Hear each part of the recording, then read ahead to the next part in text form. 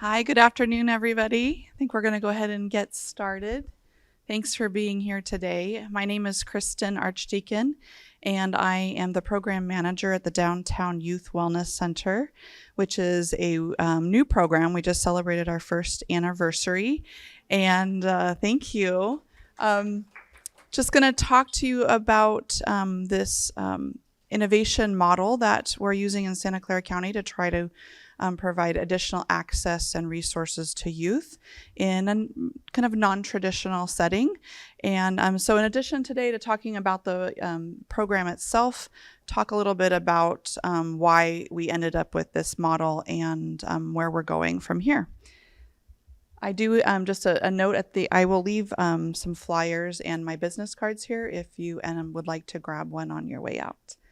All right, so the Downtown Youth Wellness Center is a program of Santa Clara County Behavioral Health, and we are located in downtown San Jose, right on Santa Clara. If you're familiar with where the Valley Health Center downtown clinics are, we share that parking lot with them where old San Jose Hospital used to be.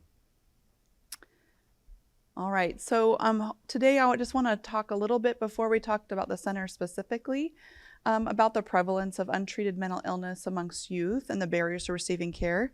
I know I'm talking to people who are all interested and advocates and experts in this area, but I just want to kind of give you kind of a baseline of why did we end up with this approach and how is it going. So we're going to discuss community-based drop-in centers and the goal of increasing youth engagement with behavioral health services and really destigmatizing behavioral health services for youth. And then really trying to increase the goal of this program and similar programs in Santa Clara County is to increase the number of youth who are receiving early intervention and preventative behavioral health treatment. All right. So this is just some information from the Surgeon General and the national call to action. As most of us are aware that over the past 5 to 10 years, we've seen a marked increase in youth who are having severe mental illness and are having difficulty accessing care regardless of their insurance, whether they have private insurance, public or uninsured. Accessing mental health in a timely manner has been very difficult. And so there was a national crisis declared even prior to the pandemic, but during the pandemic, we saw a marked increase in Santa Clara County in youth who are having severe mental illness and suicide attempts, as well as successful suicides. Prior to being at the Downtown Youth Wellness Center, I was the social worker in the pediatric intensive care unit, and I can firsthand say that this was a real epidemic for us in our county hospitals. So as we all know, that mental health is an essential part of overall health, and that mental health is shaped by a combination of factors, which may include biology, socioeconomic, social status, and different environmental factors, as well as life experiences, trauma, and those adverse childhood experiences. So our goal here is to really focus on mental health and look at what are the factors that help youth be resilient during mental health crisis. What can we do to prevent them getting to that point? And so trying to implement programs that are both accessible, approachable, and sustainable for youth. So in California, 1 in 8 teenagers have depression, and then less than 1/3 of those are actually engaging in resources, engaging in treatment. So here you can see here that we have 67.99% of the youth who have a diagnosed condition are actually accessing services. And I think there's an assumption sometimes that, the youth is choosing not to engage in services, but there are many youth who attempt to engage in services. Barriers present themselves, and as we know, their patience at this developmental age is not long, and our programs are really hard to navigate. And so they give up, and then they end up entering behavioral health services or mental health services once they're already at the critical stage, needing hospitalization or critical intervention. Okay. We see here that 37% of youth reported experiencing poor mental health during COVID. Most of us can speak to our own friends, family, or the youth we're serving to say that I don't know, I think it was probably even higher than that. And 44% experience persistent feelings of sadness and hopelessness in the last 12 months. So here's a general discussion about COVID's impact on youth mental health. And we see that anxiety, depression, sleep issues, withdrawing from family, aggressive behavior, all significantly increased and are impacting youth function. So what is the solution for these, this significant increase as well as this concern regarding access? So it's looking at what can we do to prevent and to intervene early, as well as create accessible, approachable programs. So what we find out is that youth, of course, in the United States have significant mental health issues and finding difficulty accessing treatment. And that, again, is not based on socioeconomic status or insurance status. We're finding that the privately insured youth is having just as much difficulty accessing services in a timely manner. The type of services are really modeled after kind of an adult outpatient mental health model, which doesn't always meet the needs of youth and teens. And the support rarely addresses the issue holistically, not looking at the whole person, looking at the socioeconomic situation, the family systems, the environment, to really try to address the underlying issues. And acknowledging that all of these things coexist and you can't treat the mental illness or the substance use if you're not addressing these other issues. Lack of early identification and intervention services. So results in most youth are accessing services through emergency rooms and mental health holds because the only time that they're able to really get timely treatment is when they've become critical. And then recent data indicates that young people in the United States may be psychotic for an average of 17 months before they're actually connected to services. So that means they're having early symptomology that they may not have the language or maturity to identify, and because they don't have frequent contact with caring, educated providers, they're not getting caught until it's a point where it's so critical that family, friends, schools recognize the symptoms, and by that time they've been having these persistent symptoms for an average of 17 months. All right, so what are these barriers that are preventing youth from accessing, and what are we doing to try to prevent those? So of course we have a lack of awareness and understanding of mental illness. That's not just by the youth themselves, but by family and community. So again, we're not recognizing that mental illness or mental health issues are happening early, and until we're recognizing that maybe a youth is having difficulty attending school or managing their behavior in school, they're fighting frequently, they're withdrawn, they're not turning in their homework. But those things are not seen as potential symptoms of mental illness. The stigma associated with mental illness, that's lessening with education and community outreach, but it's still there. And there are also cultural issues that impact people's ability to access mental health. And then a lack of age-appropriate, youth-friendly mental health services. As I mentioned, we're still kind of following the model of adult outpatient, which doesn't meet the needs of youth. And then youth express significant concerns about confidentiality and embarrassment in disclosing these health concerns, and so they prefer not to. So even if they have mental health services on school campuses, our youth report to us that they don't want to go to the office because everybody knows what that office is for, and there's still stigma around it. And then doubts about the effectiveness of treatment. So youth are really questioning, is this really going to work for me? Is this worth my time? Are the people who are providing this care really going to understand me? And then, of course, a lack of affordable services and inadequate transportation to service locations. So Santa Clara County, before I took this position, so years ago, and then became more of an urgency during COVID, is thinking, how can we address these issues in a way that is innovative and will engage youth? So first they wanted to find out what is it that youth are wanting. And so by doing research, working with other community-based programs, speaking with youth advisories, ask what is it that youth want from behavioral health services.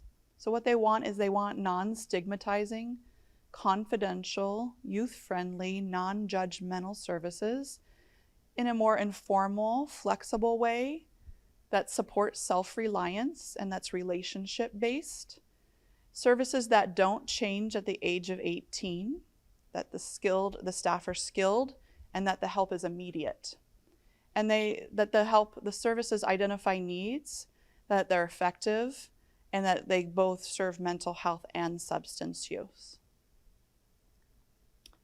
So what happened was that Santa Clara County, and actually through the state of California, started looking at creating drop-in centers.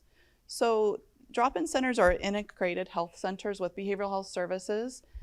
Some of our programs, such as Alcove, also include primary care, educational support and employment services, community outreach and connections, and it spans the ages of 12 to 25. So those teens all the way through their young adulthood. So these programs are funded by Prop 63, which is the Mental Health Services Act Innovation Grant.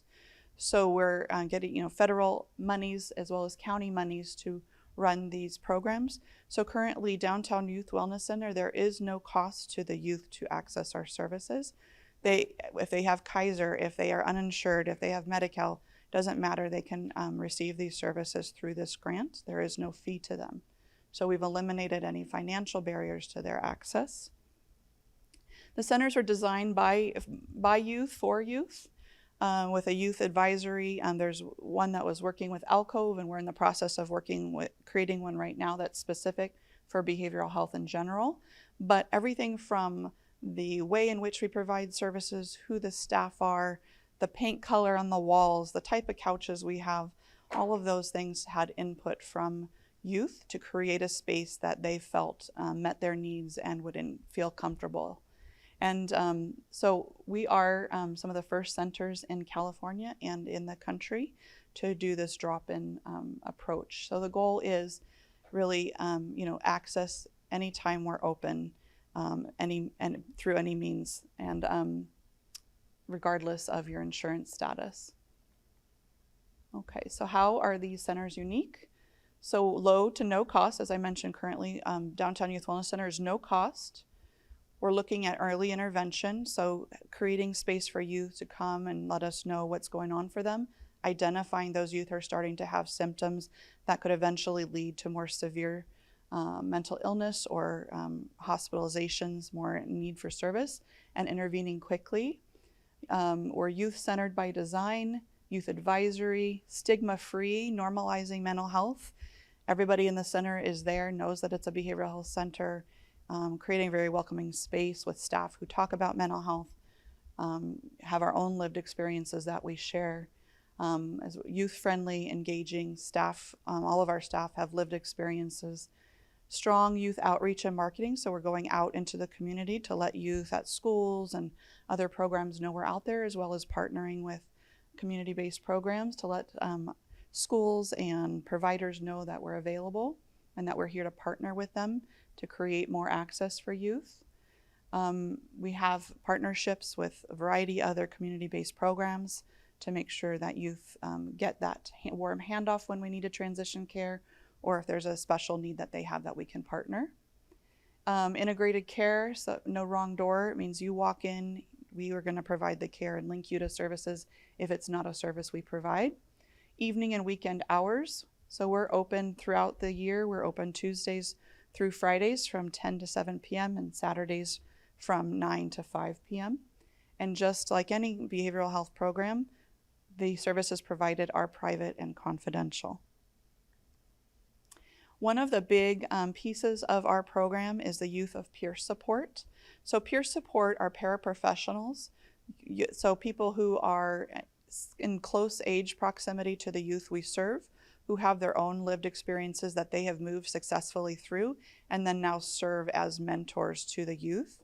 And they provide a variety of services, so advocacy, their ability to relate to the youth, to share their own lived experiences, that peer-to-peer, they are trained, so they have that paraprofessional training to help them do things like risk assessments, case management, and they are there to listen, to normalize, to validate, to accept youth where they're at, and to help them create community. What we know about resiliency and through studies show that the things that help youth navigate difficult issues with mental illness and mental health is the ability to create new relationships and to feel a level of acceptance, and that's a huge part of what we do, and especially a huge part of what the peers do.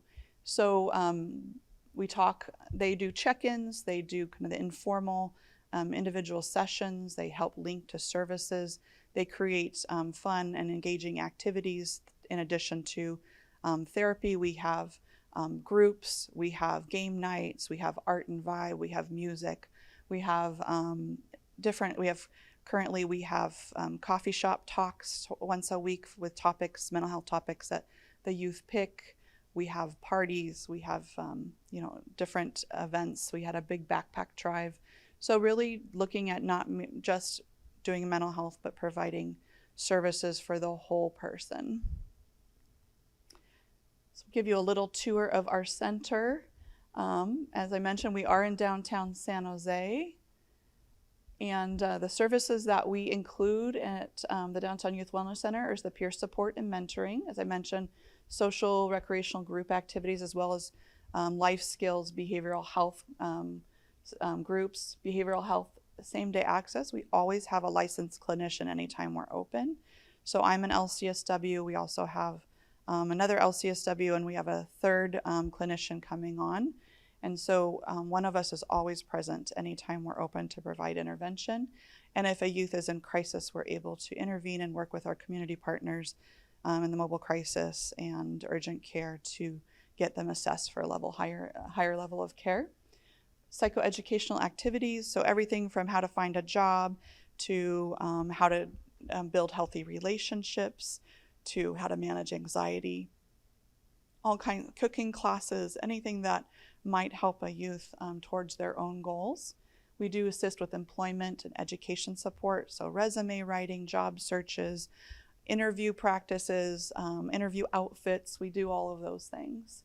And then linkage to medical, peer, and clinical support. So as I mentioned, whether it's a health issue or a mental health issue, if they present with a need that's higher than we can provide, then we do a direct link. We also help do kind of case management around things like resources, housing, access to insurance, and all of those things. So we have the ability to do that one-on-one case management and same-day access as well.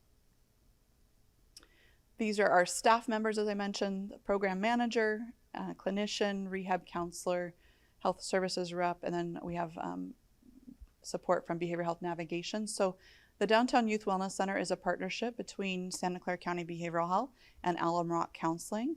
Alum Rock provides us our peer support specialists, and we work collectively as one team to provide these services. So even though we're two, we share the same space and we work collaboratively together.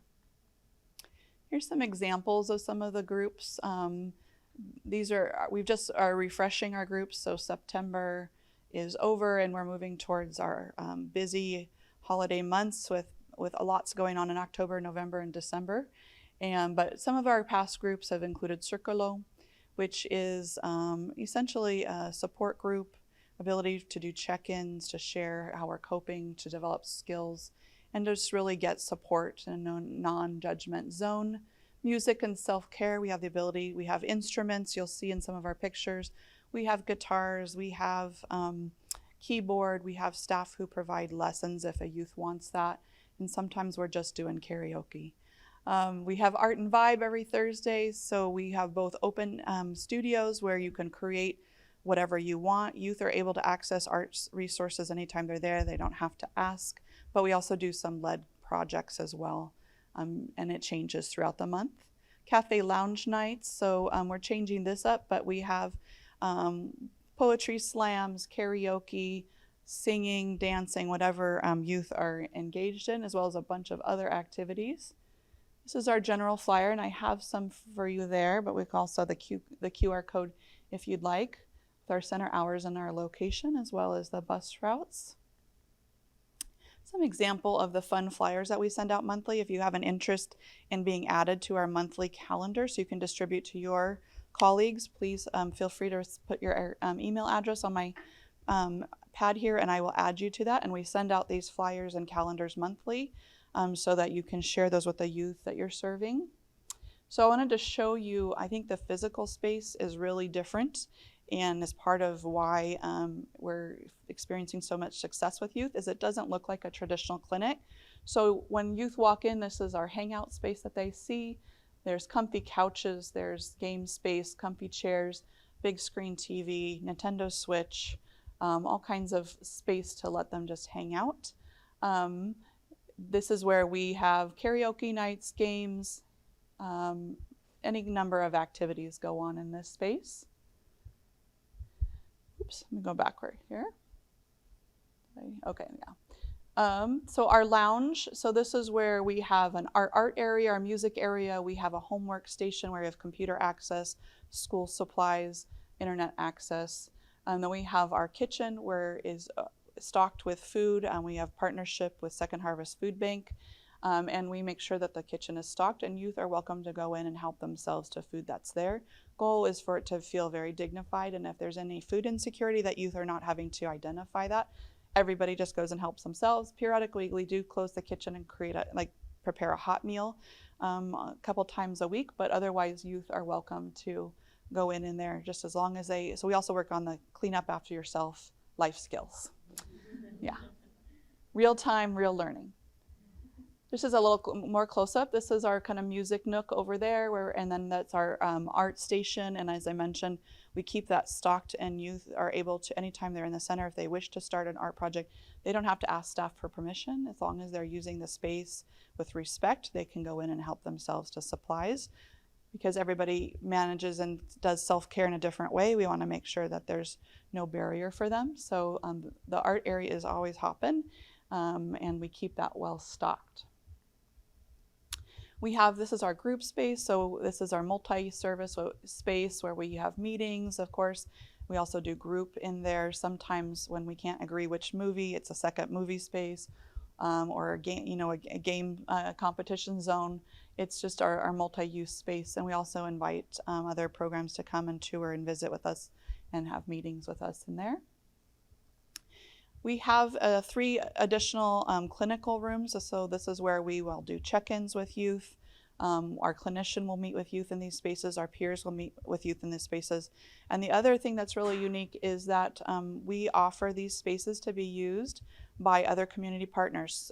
So if they're perhaps meeting with a youth in the downtown area and don't have a safe space or confidential space to meet the youth, they can schedule with us and come use our space. So like Bill Wilson and Pacific Clinics, several other programs in the county will come, and clinicians will meet their youth there to give a comfy space for them. So if that's a situation that applies to you and to the youth you're serving, you can reach out to us, and we try to accommodate as many providers as possible to use the space.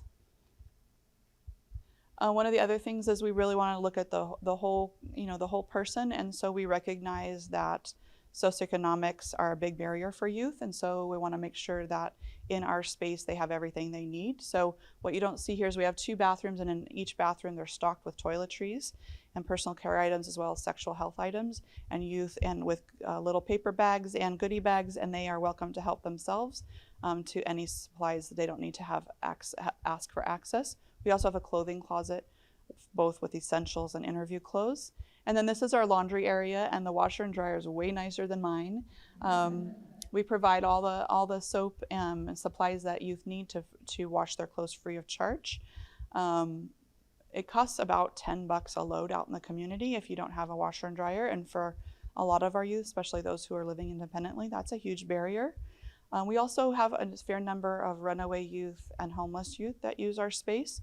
So we want to make sure that they have access to clean clothes, and that is our handy dandy hair washing sink. What you don't see is a drain in the floor, so we can also convert that into a space to get washed up and cleaned up, and with we are able to close the door and give them privacy to do that.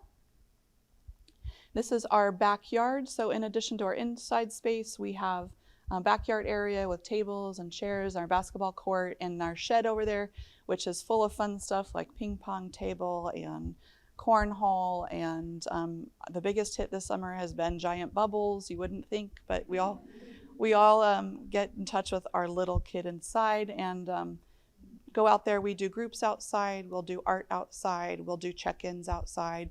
For youth who do better having therapy or check-ins while moving, we can use the basketball space or walk or hang out in the outside. So flexibility in that way. This is where we're located. If you drive by on Santa Clara, you'll see a banner in the front of this building that says Downtown Youth Wellness Center.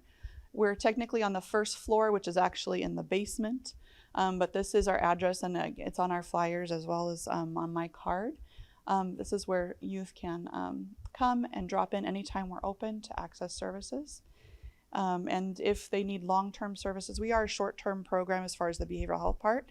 If they need longer-term services, we help link them, and we have partnerships with other community providers so that we can link them directly and they don't have to wait in a queue to get services. We can directly hand off to a long-term provider. So this is a great way for them to access services without the frustrating barriers of systems. Yeah, so I think that about sums that up. Just want to give an opportunity if there are any questions or anybody needs any clarification. Yes? Is there the ability to get Narcan or fentanyl test strips?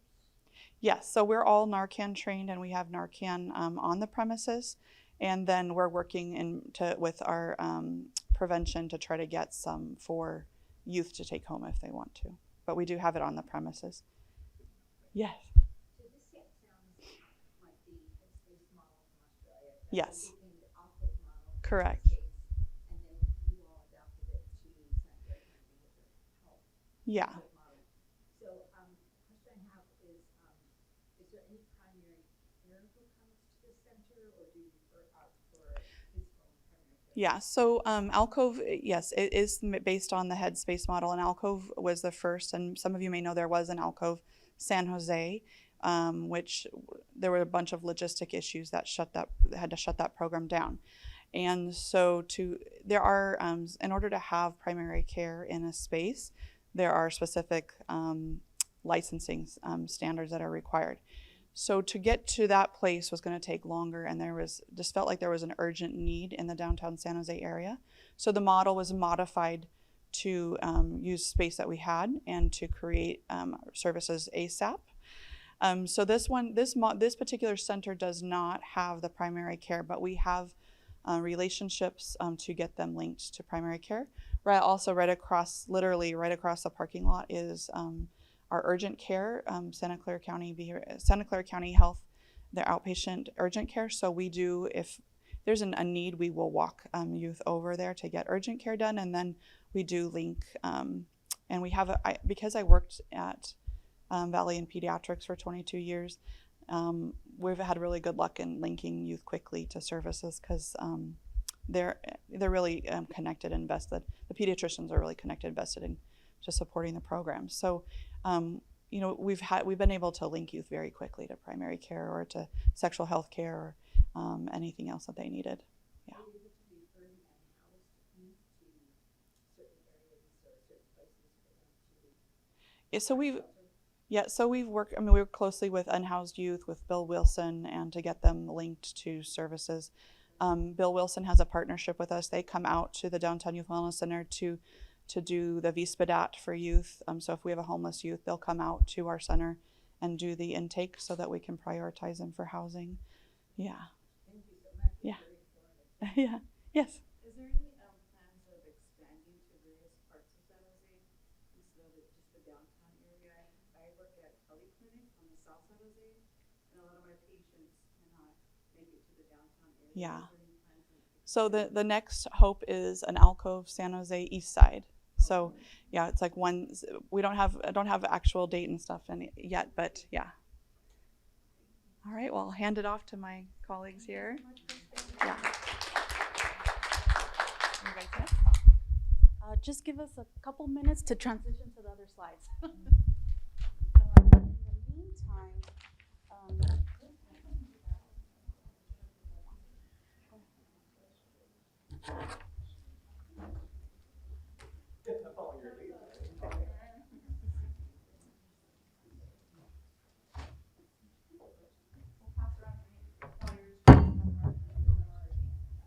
Ivan, are you driving the slides? Or do you want me to drive the slides? I could drive the slides. Sure.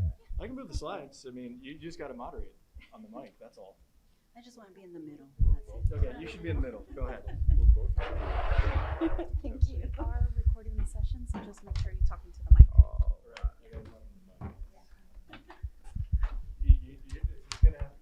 I'm gonna have to pass it along. Hi, everyone. All right, hello, everyone.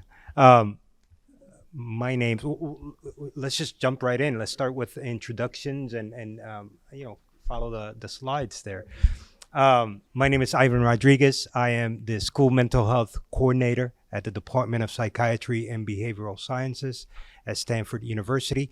I am also a part of the HERD Alliance and collaborate with Linda Lenore, the lead on our crisis response front, and Jennifer Dobono, who leads our SCL restorative practice effort. My name is Cynthia Gonzalez. I am an English teacher of 26 years at Gilroy High School. Hi, everyone. I'm Steve Suss. I'm a child psychiatrist by training, and my day job is normally at the Stanford Psychiatry Department, but when I'm able to untether myself, I like to engage in passion projects out in the community, and so many people have been critical in moving this forward, so I can't wait to sort of talk about this. It's a longer topic, far greater than the tip of the iceberg that we're going to touch upon here, so thank you. Oh, there we go. Thank you. Oh, okay. See, Ivan's important because I can go off on the rails, and I'm sure he's keeping an eye on things.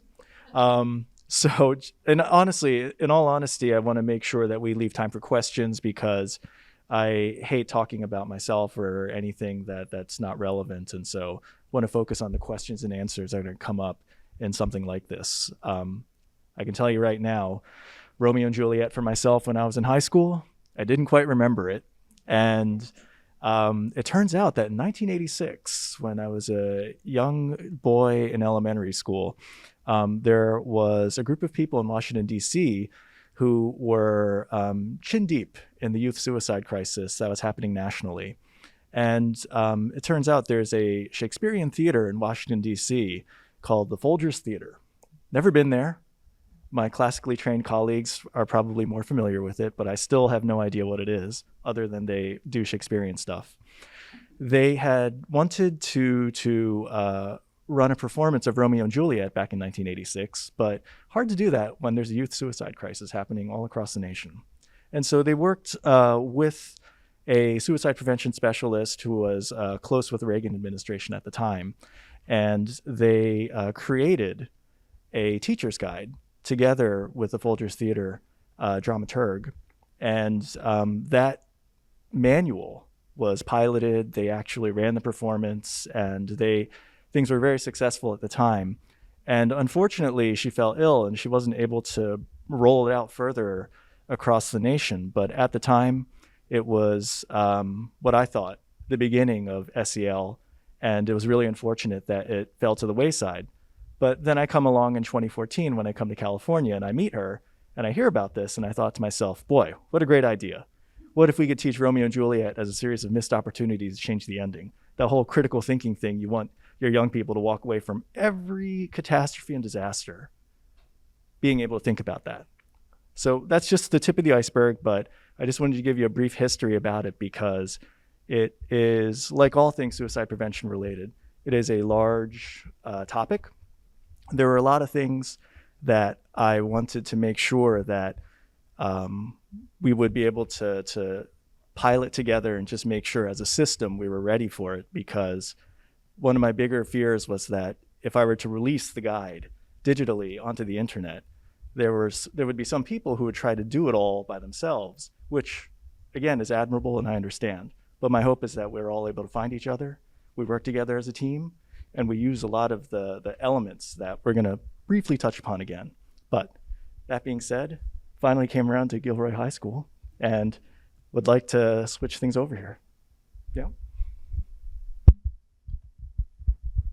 Passing the mic. Thank you, Dr. Suss. So, just again, very briefly, so we were very fortunate to connect with Gilroy High School and Cynthia Gonzalez, who was the English department chair. She took a chance and actually just gave us some space to bring this amazing guide into the classroom. So, I'm sorry. Yeah, sure. And so I think we came up with this question and sort of a interview, very informally interview Cynthia here, which was, we came into Gilroy High School and what was significant during our time together, or during our time, from the beginning all the way to the end. So I'll pass the mic over to you. Thank you.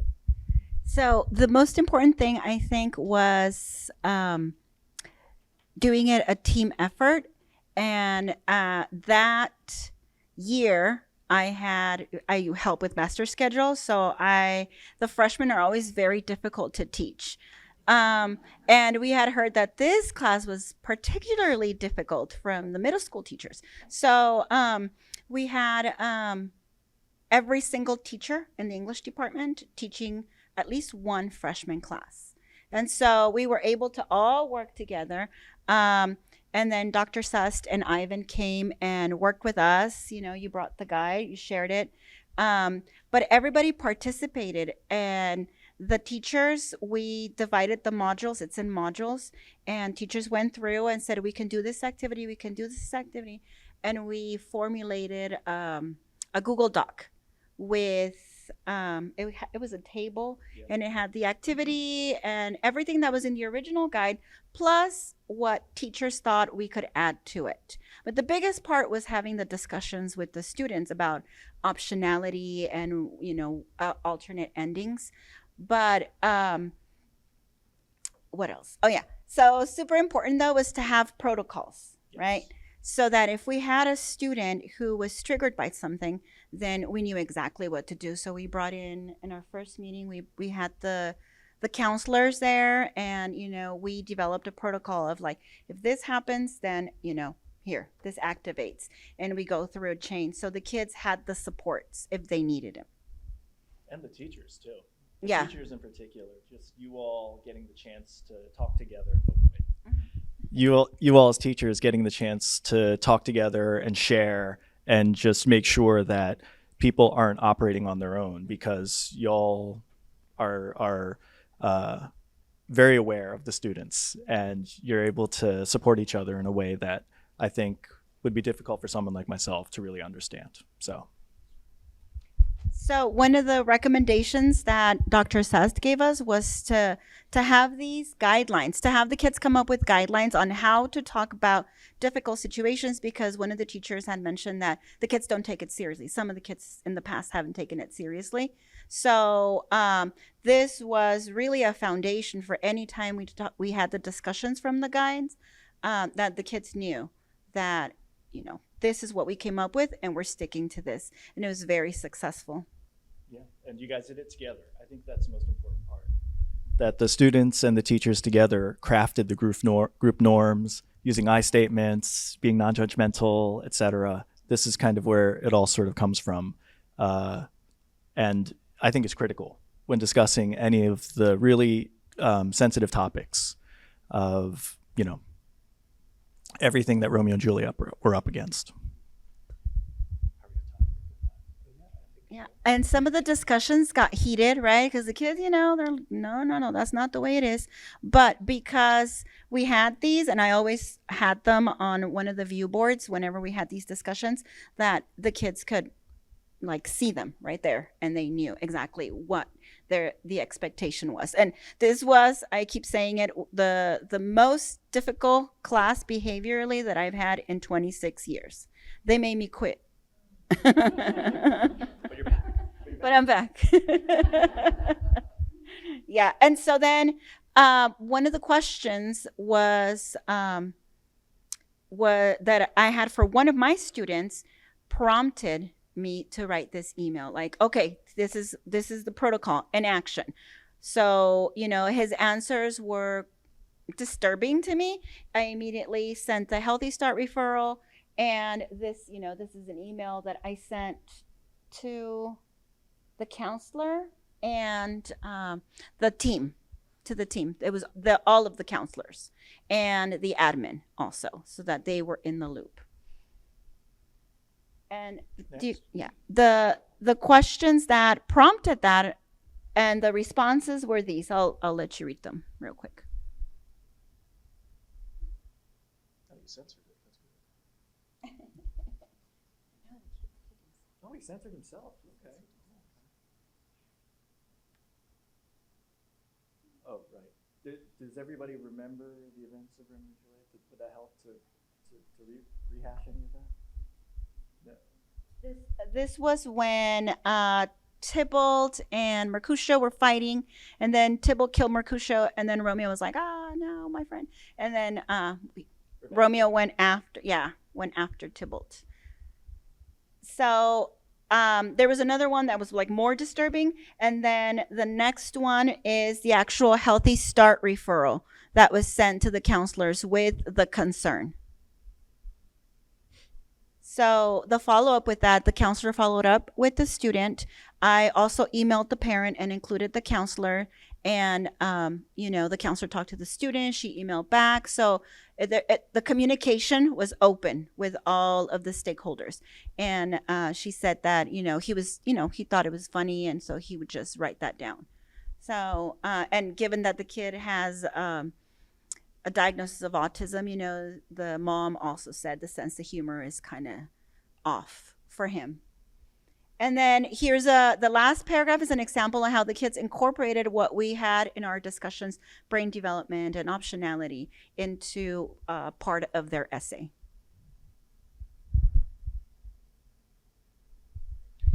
No, and Cynthia, you just comment once more on the student who came up to you more recently from last year. Just yesterday. Was it yesterday? Yeah, it was yesterday. One of my most difficult students who always argued everything like, if you're just watching, you're still part of the aggression because you're an audience. Oh, no. And she's always arguing. She came into class and she sat down one of my desks and said, "Oh, I miss this class." And I'm like, "You do?" And she said, "Yes." She's like, "We were like a family in the end." And so then I was like, did this have to do with our discussions, like our Romeo and Juliet unit? Because that's what we ended with. And that's probably when they were the most productive, is when they were most engaged in my class. Yeah. That's my case. And I think so. Going back a little bit, Dr. Sust and I, at the very beginning, we talked about creating safety protocols in the classroom, and how do we do that? I mean, he's the sort of expert on the field. So and so I think that was that first slide. I think slide. Let me see if I could go back. I'm sorry.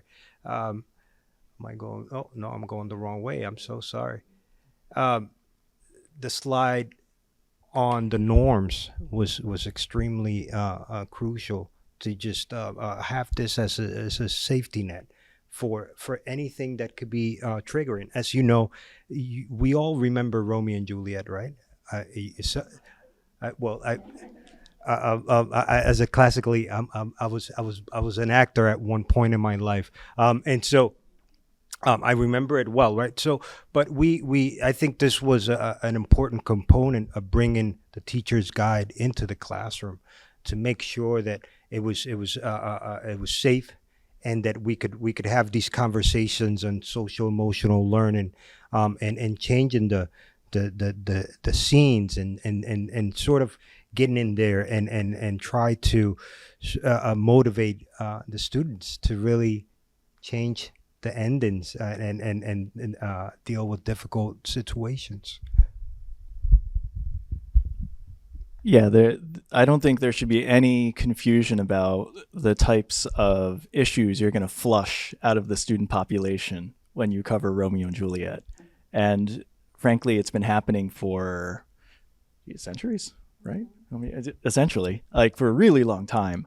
And I thought it was really important to sort of get some experience about what it's like for teachers on the front lines here, and to really get a sense of the types of issues they're running into, some of their thoughts and concerns, because certainly I have my thoughts and concerns as somebody who has been ensconced in suicide prevention as long as I have.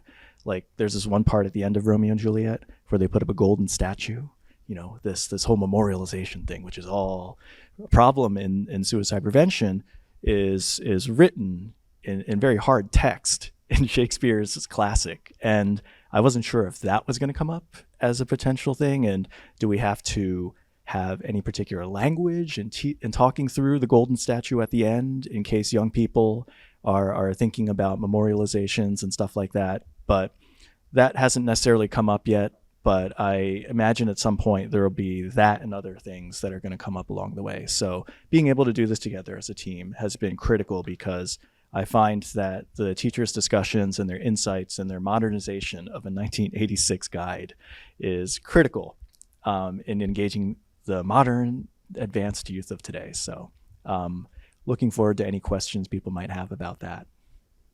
So, I was just wondering, so you went through each part of the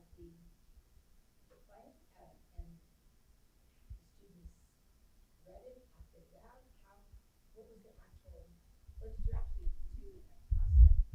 So the guide has questions, discussion questions for each of the acts, and then mostly some of the most critical scenes that deal with the social emotional component. And so we did what we did. Each teacher had their own. Some teachers had kids take roles.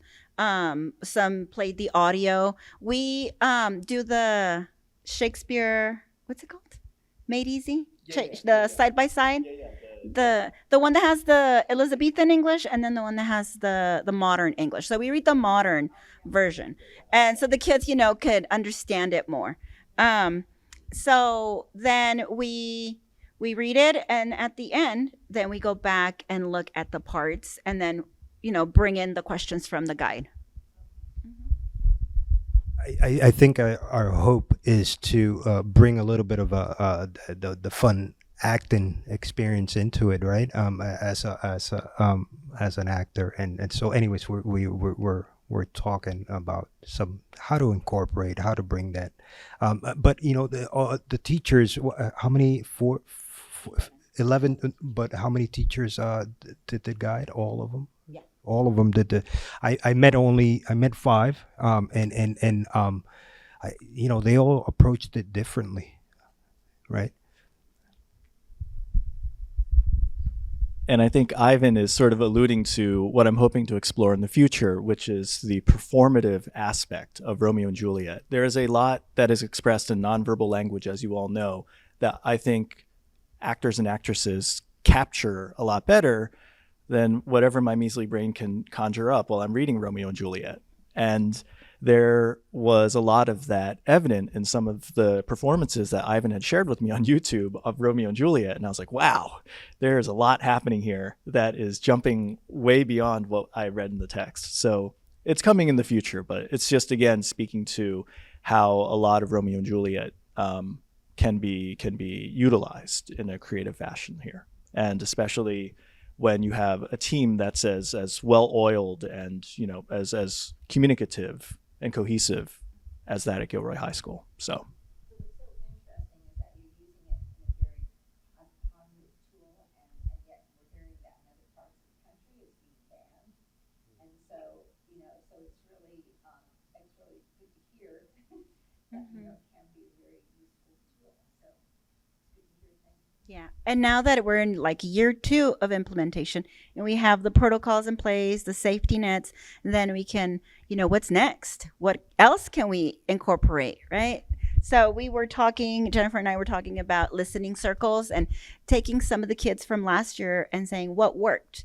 and what would you like to see? And so, getting some of their feedback to incorporate for this new group of freshmen, which I hear are better. Any other questions or thoughts, comments? This is one of my favorite quotes from Romeo, and I'll let you read it. I won't act it out. I won't. With your classically trained accent. No. British accent. Jennifer, yes. Question and a comment. So I am really curious about how we might measure the impact of the work. And because I feel like it had an impact, but I wanted, like, how do we know? And maybe creating a simple way to maybe evaluate that or measure that over time. And also just a huge thank you. I want to just thank all of you. I know that, I know it had an impact. And my daughter goes to Gilroy High School, and so as a parent, I just want to thank you for bringing something like what was very positive, right, to the school site, which brought teams together. I think supported student behavior and created hope and possibility. So as a parent, thank you very much. Maybe you can do like a pre or post or something with your new group. And just to mention is that Jennifer put the band together. She did. The manager. She did. It was a quiet night, and got this email, and honestly, it all sort of came together very organically. It's actually one of these markers of true leadership in small communities, I think, and it's been really wonderful to be a part of this.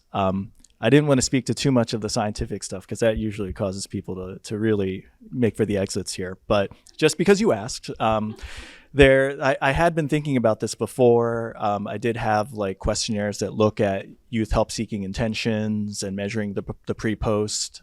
There's also a question on like family harmony scale and getting a sense of what you're potentially walking into.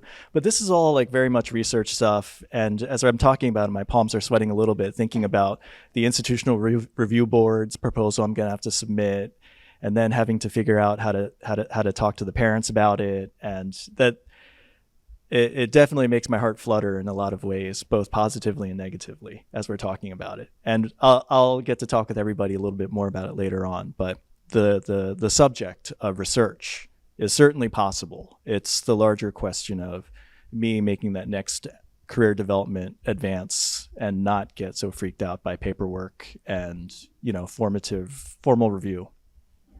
Ooh, okay. Oh, sorry. It's been a while since I've read Romeo and Juliet, and Yeah, let's see. That's right. That's right. and I feel like the material could be incredibly relevant, even though it was written a very long time ago.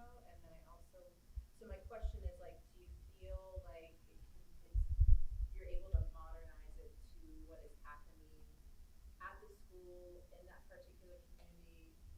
And then, you can translate it to what might be happening among students and actually create an environment to work through what's happening. Because I also think about like intimate partner violence among teenagers and how that's a huge thing that needs to be explored at that age group. And I think it's just, there's a way, and I don't necessarily think Romeo and Juliet is about intimate partner violence, but I think, I don't know. I don't know if I have a question, but I'm just curious if you felt like that was part of what this was. It's like taking something that's old and still modernizing it in a way that's very promoting critical thinking and relationship exploration and all that stuff. I think I have a thought for you. The beauty of Shakespeare is that it travels through time, right? I mean, it's old, as you stated, but it's also very relevant. And I think also some of the conversations that came out in the classroom came out organically, and we could talk offline, you and I, about there's some violence, intimate violence, or in there as well, right? And again, I'm going back to my acting days, so I'm going to pass it on to Cynthia maybe she could comment on some of those conversations that came out of the play. There's definitely verbal abuse. Yeah, and when we show the kids the old movie too, the dad hitting Juliet and stuff. But a lot of the activities that were in the guide gave the kids the opportunity to be like, if you were Juliet's friend and it was right now, what would you tell her, or who would you tell her to talk to? And so that was probably one of the things that they realized, that Julia didn't have any friends. Remember we talked about that? She had the nerve. She had no phone, right? So, and yet Romeo had all these friends that he could talk to, and still they gave him terrible advice. So, I mean, all these discussions were like, just organic, but they could apply it to, like, right now they could go talk to the counselor. They could go, things like that. I just tag on that I noticed in the youth summary that you had up there, that they talked about the impulsiveness and the nature of Romeo and Juliet's relationship, and I think that is kind of leads into some of that, obsessive, controlling type of discussion around precursors to partner management. So I think they were starting down that road to recognize that was the start to the healthiest relationship to begin with.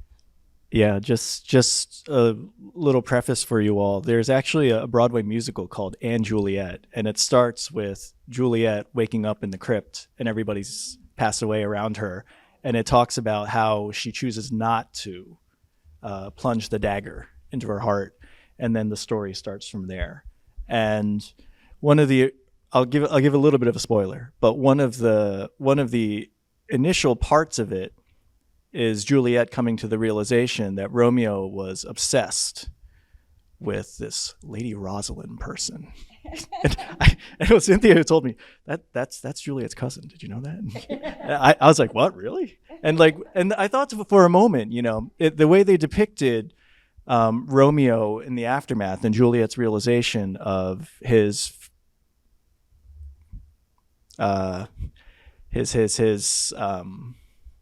youthful, excitement about relationships and passion,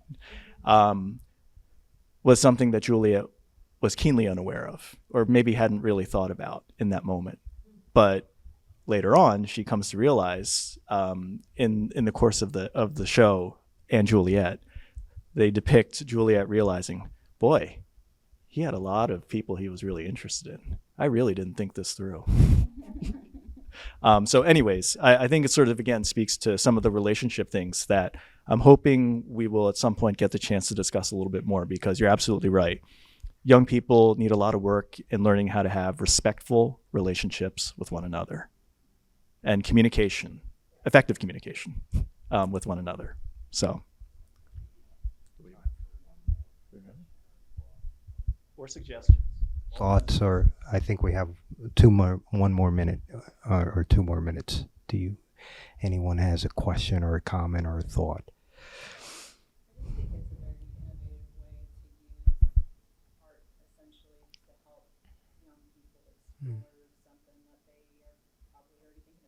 Mm-hmm. As much as, what that boy wrote was disturbing, at least he said it, right? And then he got whatever help he might have needed, and it might just be that he needed to learn to express himself differently, right? But it could be that he was having some disturbing thoughts, So I think I also think the power of art and the fact that that was written however long ago and that it's still relevant, I think it can show young people, like, what they could be capable of and how art can really connect people across generations. So I think it's amazing that you're doing that. And I wish I lived in Gilroy for my kids to go there. So maybe I'll read Romeo and Juliet with them. We can always take it on the road. As you're thinking about the potential of theatrical performances, I wonder, this is what starts to thinking about their feedback and stuff, and wonder about if they take that component and then they rewrite Romeo and Juliet with the endings that they think prefer, and then that's what's performed for the larger community. And how that would feel, right? And especially if it was modernized to their own life experiences, and that, then it's, let's show you how it should have gone. Yeah. That's a great idea. We're gonna run with that one.